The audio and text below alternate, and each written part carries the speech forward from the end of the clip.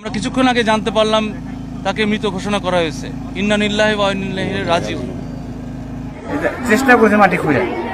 কোদাল দিয়ে খুঁড়ছিলেন? হ্যাঁ, কোদাল দিয়ে খুঁড়ছি। দিয়ে হাতে পাননি? হাতে পাইনি। দিয়ে আমি আবার আঁকড়ে এসে নিতে আসছিলাম বাড়ি। আঁকড়ে এসে নিয়ে যায় দেখতে একবারে নিচে চলে গেছে। আরও ছেলে পেলে ছিল ওখানে। ওরা ঢেল ফেলিছে কি এখন নিজের চেষ্টা করে বাইর করতে লাগে ফেলে দিছে আরো নিচে লাড়া। আমি বাচ্চা তো দেখতে নেই, লাড়া দেখতেছি, কিন্তু কান্না শুনতে আসছি কাছে। অনেকক্ষণ কাঁদছিল? হ্যাঁ, তখন অনেকক্ষণই কাঁদছিল, কাছেই কান্না। তারপরে কতক্ষণ পরে কান্না শুনতে পারেননি? এই 2 মিনিট 3 মিনিট পর থেকে আমি শুনতে পাইনি। আমি তো দেহটা ধরার পরে আমরাও একটু ইমোশনাল হয়ে গিয়েছিলাম কিছুক্ষণের জন্য।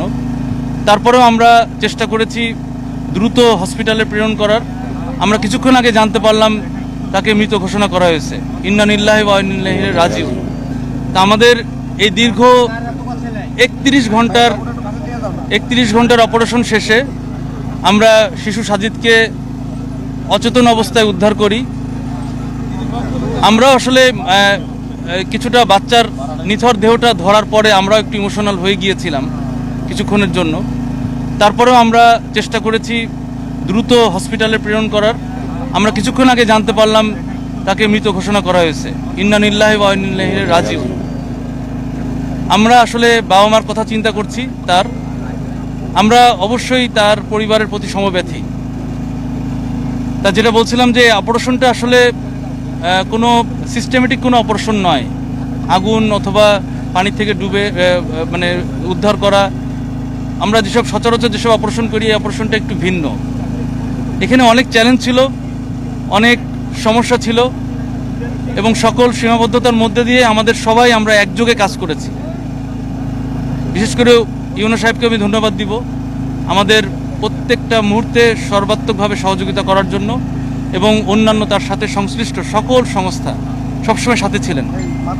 তা আমাদের এই অপারেশনটা সীমাবদ্ধতা ছিল যে এটা মানে জরুরি দ্রুত করাও যায় না, আবার একই সাথে শুরুতেই আমাদের একটু ইমোশনাল কারণে হয়তো ভুলটা হয়ে গিয়েছে। আমরা আসার আগেই ওনারা চেষ্টা করেছিলেন।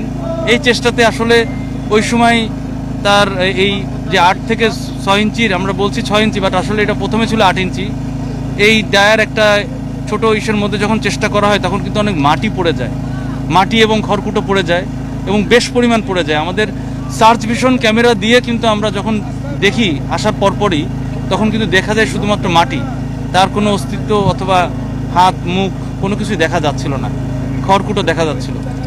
তখনই আমরা আসলে ভয় পেয়ে যাই। তারপরেও আমরা চেষ্টা করি যে আমরা মনে ধরেই নিই যে সার্ভাইভেলিটি ঠিক রেখে যেন আমরা কাজ করি।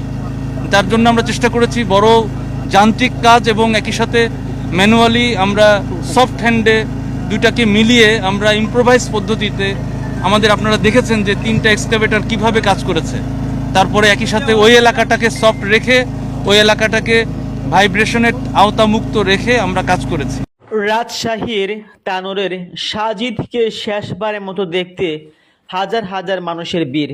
আজকের পর থেকে আর সাজিদকে আমরা দেখতে পারবো না, হোকটা সেটা নিতর মরদেহ।